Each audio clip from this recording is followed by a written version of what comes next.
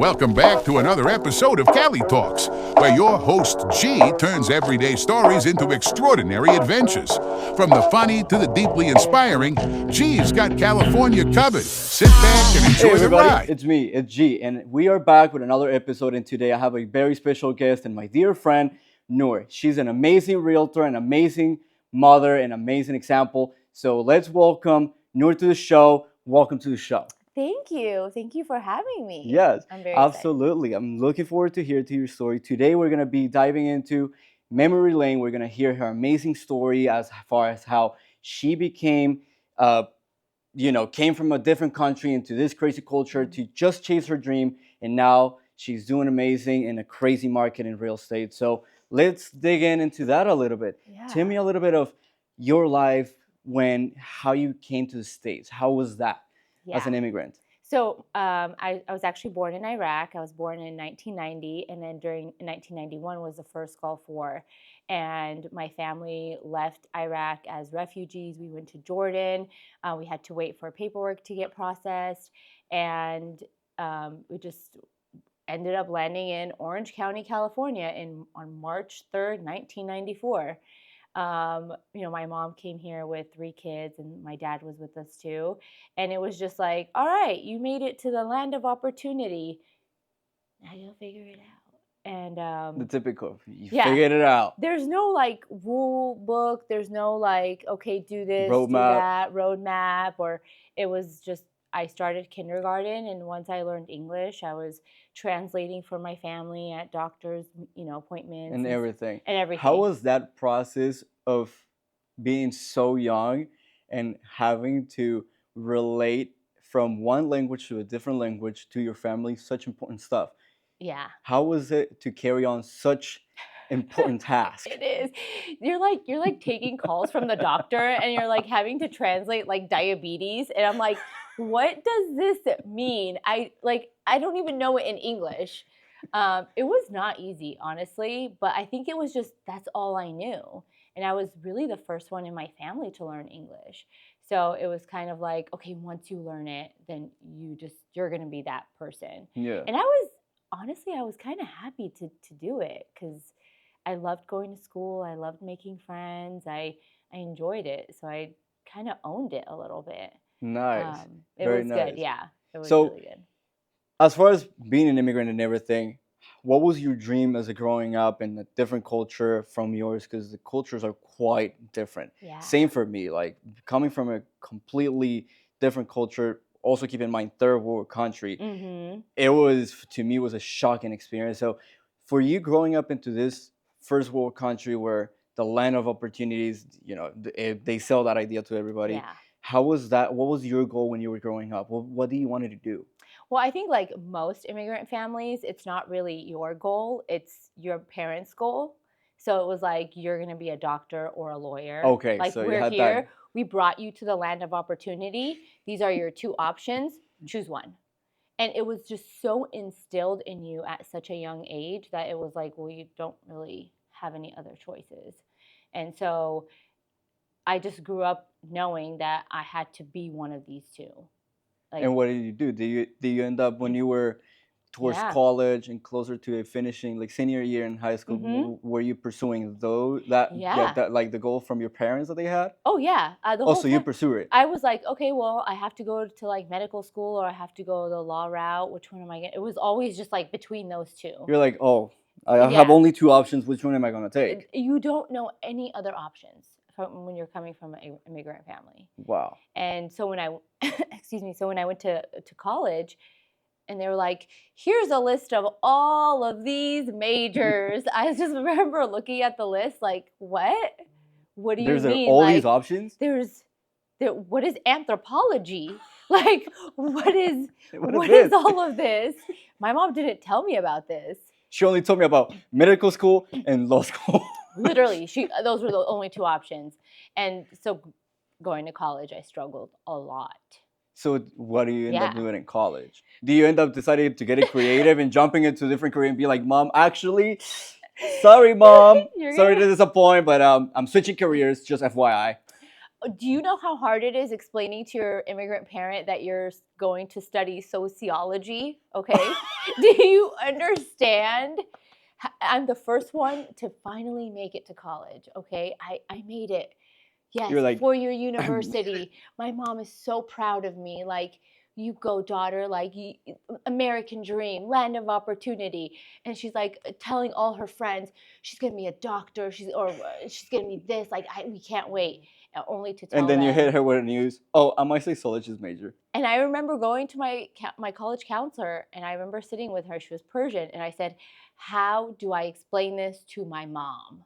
And she just looked at me like, girl, I think you're on your own because I You're don't like, know. you're on your own on this one. To this day, she has no idea what I graduated with. No way. So Yeah. you never told her.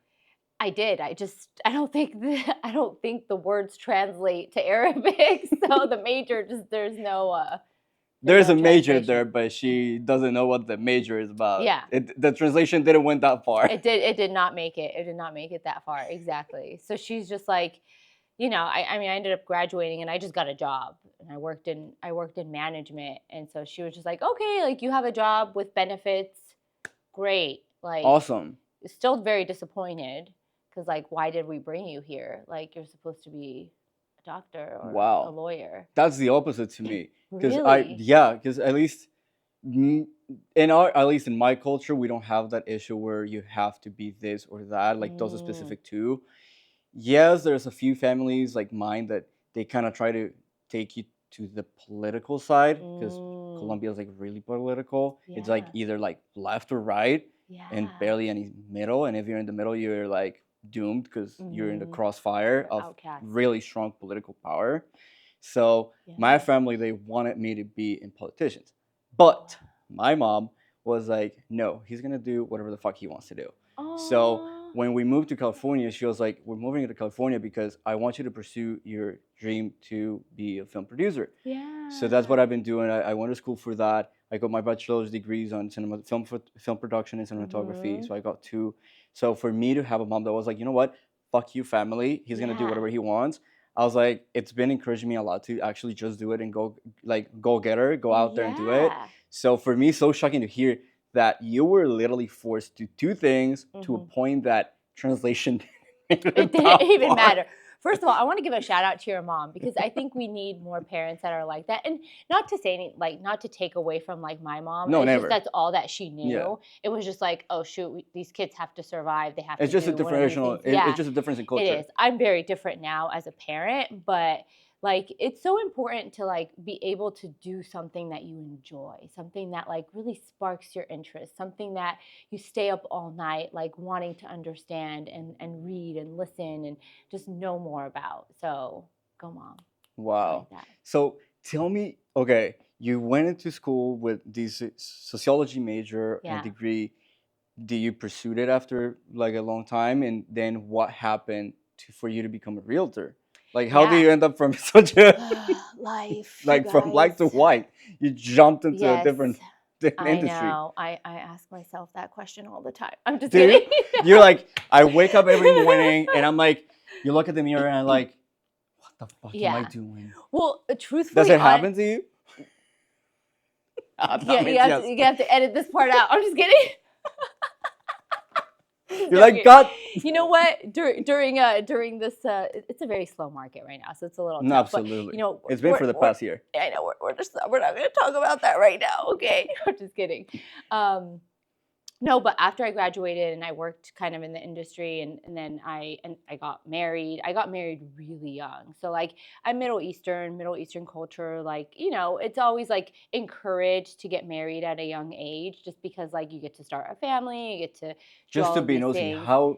when you say young, how young was that? So I was 23 years old when I got married. Yeah, that's young. Yeah, that is really your brain is not fully How was developed. that? Like, how was that process for you? Did you fully understand the Yeah, what so it marriage wasn't like carry on? arranged or anything. No, So absolutely yeah, not. I was hanging out with, you know, a lot of friends that were Middle Eastern too, and they were getting married. So it just felt That was like more like a normal thing to do for you. it felt very normal at that time. And I was just like, I remember I was like, I really want to be a young mom. And it was something that I had met somebody, and then he was Middle Eastern, and there was like a lot of similarities, like culture-wise. And then, his family was like really religious. So they were like, you guys have to get married. My mom was honestly a little against it. And so we got married as soon as I graduated college. And when you get married really young, you either grow together or you grow apart. Those Yeah. are your two options. Yeah. And I'm a very like driven person. I have big dreams. Like I want a nice house. I want to be able to travel. I want to just I would But do a always bunch of different things. yeah, I've always like Experience. dreamed of just like working hard, but also like being able to like give my kids or whatever it is like a good life. And I just didn't feel like the person I was with shared those dreams too. And I think it kind of like it it sets you back a little bit because Yeah. like you either grow together or you're growing apart. Yeah.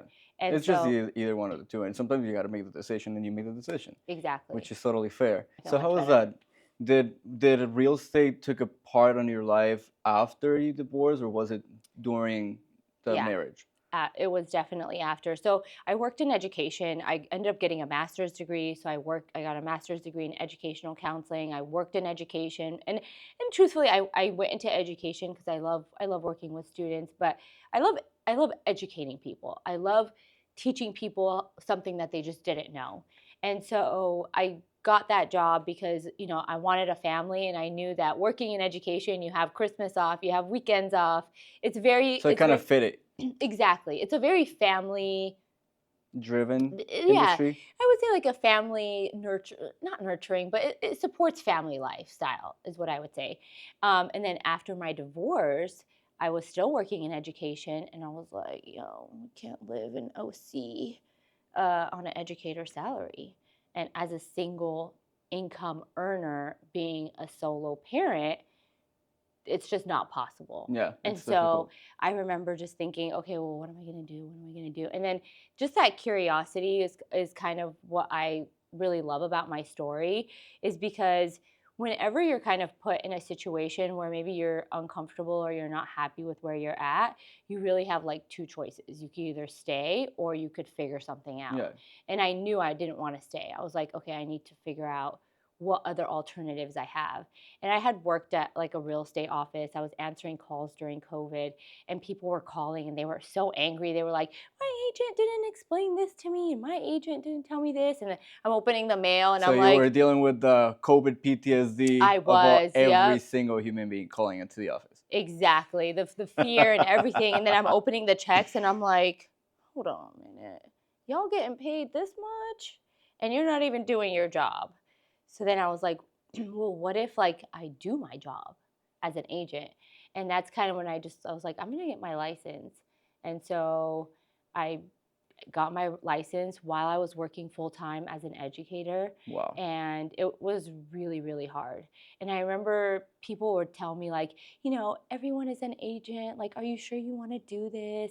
And Well, I I was mean, just, it's a tough industry. it's Like, true. like Absolutely. you're quitting salary or hourly paid rate, Mhm. and you literally have to sell a house if you want to survive. Yes. If you don't sell a house, you don't get paid. Exactly. So like, I kind of do understand a little bit of like the hesitation of people. Like, are you really sure you want to do yes, this? I do too, but they didn't know me. Like they didn't know the drive that I had within me, and I'm glad they said that to me because I used it as fuel to my fire. As you should. And I literally You're like, give me all that gas. Yes.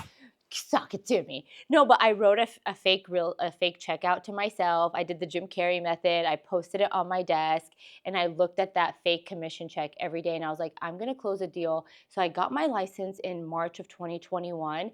I wrote the checkout for September 2021 because everyone's like, oh, it takes you a year to get your license. I was like, fuck that shit. You're like, We're I'm gonna doing make it this. happen. We're gonna make this happen. Okay, you got 3 months, and I just showed up. Like I showed up to the office. I was doing my full-time job because I was remote. I was doing my real estate job. I was on my lunch breaks. I was going to showings. Even if I didn't have clients, I was just going and doing video online.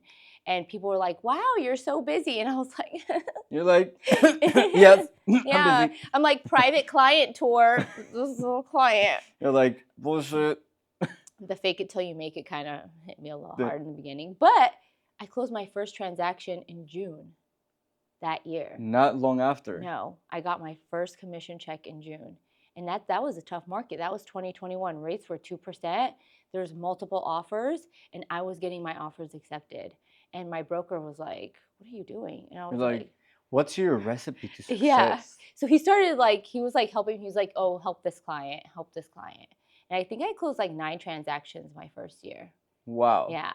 That you hit a home run on that for sure. Yeah. Like you barely hear stories like those from agents. Mhm. Most of the stories you're like, yeah, the market is hard. Yeah, there's no houses, or there's no this or that. Mhm. So to get 9 transactions with your Yeah. first year, Yeah. you must be proud of that. I really, really was, because I made a really good amount of money. I was able to like take my daughter on a trip somewhere. Like I was able to like support her, and I was able to like pick her up from school still, and still like be part of her life. So it's not like I was, Apart. yeah, not like I was just stuck in an office somewhere. And I loved it. I was educating all my clients, like my close friends. Most of them were first-time home buyers. Telling them about 3.5% down, and all the programs. So it was very rewarding. Wow. And then they started inviting me to like their house parties And everything. and now they're like my close friends. Like Nice. I love it. Talking about all of the situation with your daughter, how is it for her to have such a like powerful mom where she's seen you struggle. Yeah. She's been with you Mhm. like during your tough times, Mhm. and she's been with you during your good times. Mhm. And right now she's seeing you hustle through this uncertainty times of like, what's it gonna happen with the market? Is it gonna Mhm. go up? Is it gonna go down? Is it gonna Yeah. crash? What's it gonna do?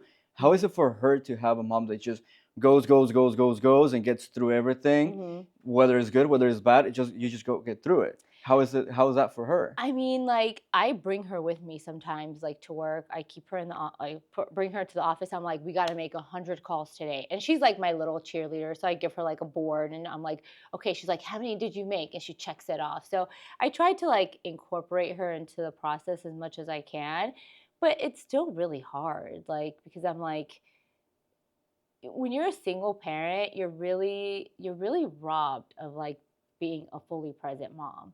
Like my mind is on, making sure like I can financially support her and emotionally be there for her. And so you're wearing so many hats that you don't get to like fully be present. And so I'm sure she sees it, and I try my best to like make her just aware that like, hey, I'm working really hard like to provide for you. Yes.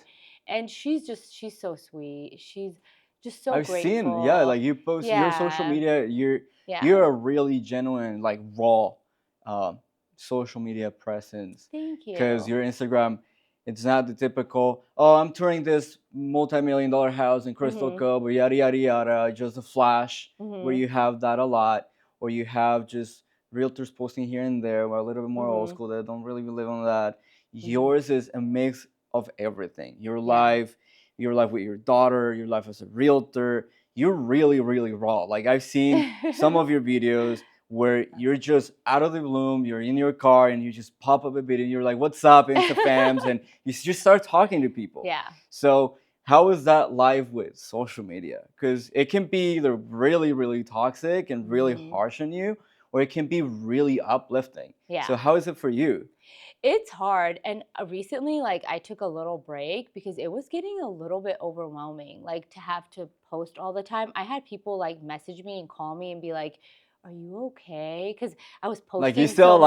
alive? Yeah, like, because I would post all the time, and then they were like, hey, I want to check up on you. And I'm like, damn, like, I can't take a break. Y'all want to see You're me like, I all the can't disappear time? from social media 5 minutes because I have everybody like Are you still alive? Where you Yeah. at? No, it's true. And I take it, honestly, I take it as a big compliment because I'm like, oh, like you watch my stuff, you know? Like you do watch my stuff, so it's Yeah. you. Okay, yeah, it's a I compliment. took it as a really big compliment, but I needed to take that time off because just something just didn't feel right for some reason. And so I did. I took the time off and then I came back.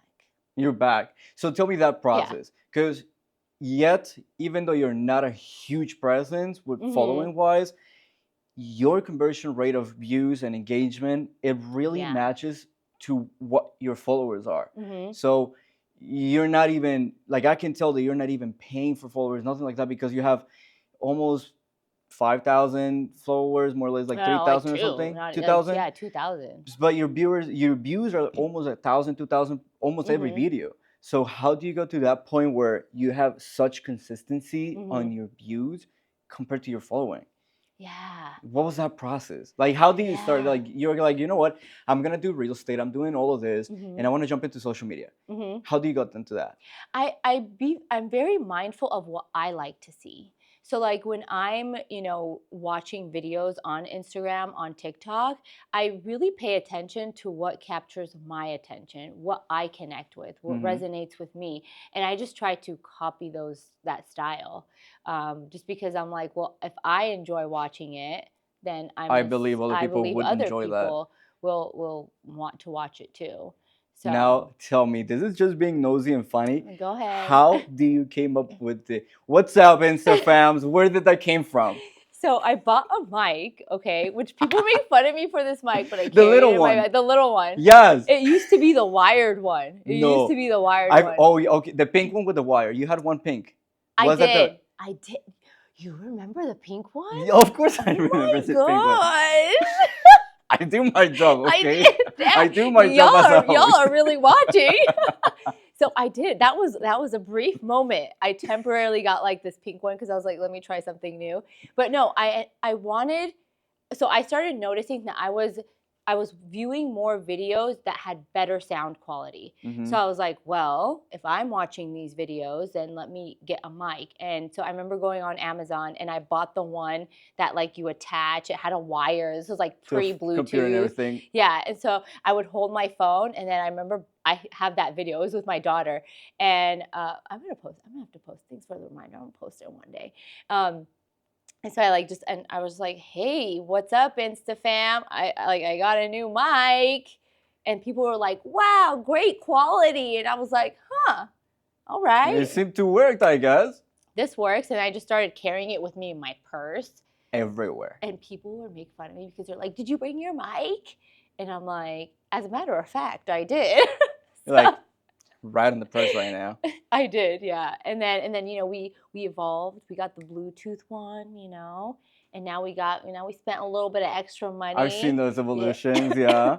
So what's the benefit of social media to you nowadays? Have you got Everything. anything out of it? Absolutely. I mean, I got my first $2 million listing last year. Shut up. I got another client that I'm working with right now. I got another client that I was friends with her in high school, but because I was posting so frequently on social media, she ditched her agent and she hired me. She and had you yeah. in her back of the I was mind. top of mind.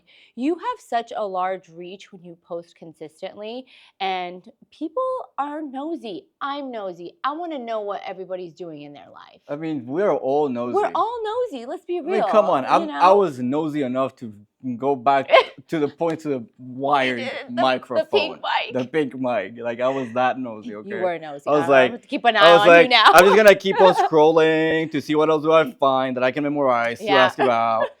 Just casual. I love it. But how did this process of the $2 million listing Mhm. came across Instagram? Because these I- are stories that Yeah.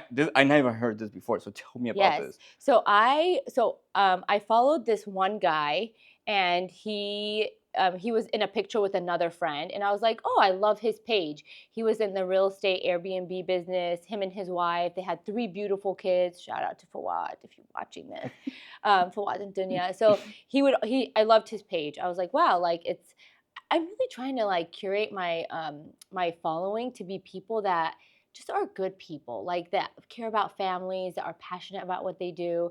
So I started following him, and his wife is an attorney. And I was just like, yo, like, I like your guys' content. And so he actually responded to a story about me putting my daughter in swim. I put my daughter in swim lessons, and I was like, day one, So it was a random me. interaction. Yeah. And he responded, he was like, yo, don't worry. Like, I put all 3 of my kids in swim. Like, just give it some time. And then he was like, by the way, do you work in Huntington Beach? And I was like, of course I do. You're like, actually, yes, I do.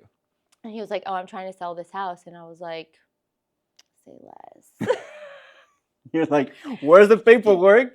First listing was a $2 million listing. First listing of your realtor career was wow. $2 million from Instagram. Props to you. I never met him. And now we're friends. I mean, I've gone to visit him and his wife. They've come here to visit. Like, now we have this amazing just relationship. And so social media. So when people tell me like, oh, you know, it doesn't work, I'm like, it does. It absolutely does. You are reaching so many people from your handset, from your phone. Yeah. Wow. And tell me, I've heard this thing of bottles that you do. I haven't seen them. So tell me about it. Wait, what bottles? The TikTok thing the with videos and stuff. Oh, this is coming out, you guys. What is that? Like, how is that? This is actually pretty funny. So I wanted to take TikTok seriously because I was like, okay, I'm here on Instagram. I still manage to. I can't do it still. I don't understand it. I'm still learning it. Honestly, it's a little bit more I know who to ask now. Yeah, I mean, I don't know if I'm an expert, but I will say like I'm pretty, you know. You're decent. Famous. You're pretty good at it. But tell me, okay, so what is this whole thing with battles and TikTok? So I started on TikTok. I was just posting. It wasn't as frequent. And then I found out on TikTok that you can go live when you have 1,000 followers. So I was trying really hard to get to 1,000 followers. I'm like, let me get to 1,000. Let me get to 1,000. I really want to go live. And then I posted a video of like one of my friends. I was like, hey, he's a single guy. And, you know, any ladies interested? And it went viral. Like, no. I think there's like almost 200,000 views on it. It was like a stupid video. Jesus Christ. And so what happened is I hit 1,000 followers. And then you were able to go live. I'm going live. You're like, we're golden. Let's go. We're set. It's game time. I had no idea what I was going to talk about. But I was like, we're going live. I just remember turning on my camera. And I was like, all right. We're live. We're live. And then I was, you know, just on there, and then I got a request that says to do a battle, or somebody wants to join your live, and I was like, okay, well, like, okay, sure, let's click it, let's go. So I accepted, and then he was like, do you want a battle? And I was like, let's go. Well, we're doing it. I had no idea what I was doing. Anyway, so I just watched what he did, and he was like, all right, you guys, roses, whatever, and I lost, obviously. But then I was like, oh, so this is a battle. And then I finished it, and then I get a notification from TikTok, like, you made, like, I think it was like $1. And I was like, wait a minute. Like, I can profit from this. I'm making money on this? Like, what? So I was like, huh. So then I started watching people. I was like, let me study this, because I didn't want to just jump on. I was still a little bit like timid about it. So I started watching people's lives and their battles. And I'm like, okay, roses, okay, the galaxy, this is a big gift, this is that, and just kind of studying them. And then I just started going on live, and I started doing the battles. And yeah, I recently got. And what are the battles about? Like, is it a roast? No. Is it? It's literally like your screen, my screen, and I'm like, all right, you guys, we gotta win, we gotta beat him. He sucks. You know, like, we need to beat him. Like, we're better. My team is better, right, guys? Like, send me roses. And people, like, they want to win. So they just throw, like. They just start sending. Like, I'm like, we need a galaxy. We need this. It sounds stupid. I know. I'm still trying to. I know. Piece I'll have to show you. We could, after this, we'll go. I'll show you a battle. I'll show you. Okay. I'll literally go on it. But then I was just like, oh shoot, and then it was like, you know, $1 turned into $20, turned into $100. We got some comma. We got a comma now. Okay. So now you were growing and increasing profit Yeah. on that. So now I go on live every single day on TikTok. I do it for about 2 hours a day. Put the little one to sleep. I'm like, good night. And then you're like, I'm Mama's going to work. Mama has to work. My daughter's like, what do? I'm like, I'm battling. You're like, I'm busy fighting right now. I'm in the room next door, like, give me roses, give me roses. Freaking hilarious. And my brothers, I told them this, and they're just like, what are you doing? Like, seriously? And I'm like, shh, we're making money. You're like, this is, I mean, listen, I'm at home. I'm not doing anything anyways. It's 2 hours. I'm having fun. you might as well just profit from it. So might as well profit from it. And I've actually met some clients. Like, there are 3 people from social media that I am working with right now. One of them wants to see a $7 million house. How accurate is it? I mean, you know, it can be a hit or miss. It could be a hit or miss, but I mean, I'll take it. At least you're getting leads. There's something that's coming through. Wow. So my goal is to turn it into, like, you know. So after this whole journey of coming from such childhood, yeah, controlled and limited, and changing your, adjusting, I wouldn't say changing, but adjusting to a different culture, adjusting to a different career, really learning the path of being a mom, a single mom, and now being this Instagrammer, realtor, in a way basically kicking ass because you've got a lot of deals and you're on your way there. So you're getting there. So what would you say to people to really just get out there and be like, you know what?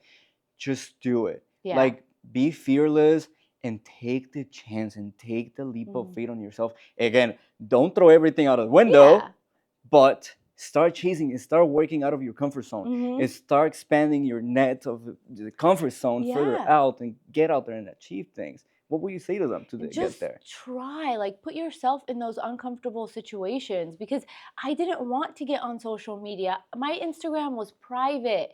I had like 300 friends. I was like, oh, so you went from private 300 friends to thousands of followers and Insta fam. Yeah, exactly. But I had to do that uncomfortable, like, step.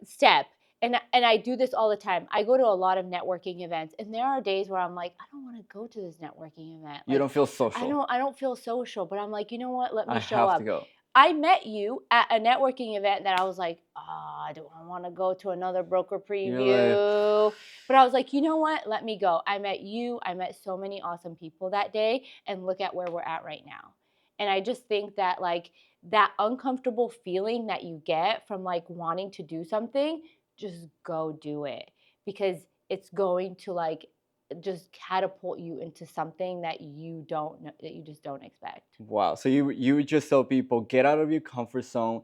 Don't be comfy. Don't get too comfy in there. Yeah. Get out there and, just hustle. Just work yourself You reached through out to me for this interview today. And at first I was like, okay, like, I've been wanting to kind of do something a little bit outside of the regular what's up Insta fam, because usually I get to monitor. I'm behind the camera. Okay. I get to monitor. You're the director. I'm the director. I'm the editor. I'm the whole thing. And I was like, you know what?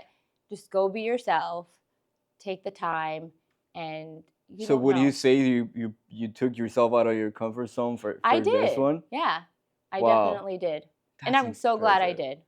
I'm happy that you're glad for that. Is there anything else that you would perhaps like to add to people to just, I mean, you're inspiring as it is. Thank you. What would you say people to just, Just surround yourself with people that, like, actually believe in you, because you're going to have a lot of people that are going to be negative, that are going to try to minimize your light. They're going to see you be so if you're excited about something and somebody tries to dim that light, go find somebody that's going to light it up.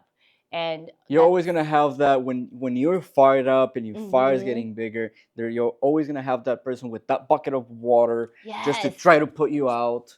You're like, I know. There you go. And that comes from them. That's from their own, insecurity or whatever it is.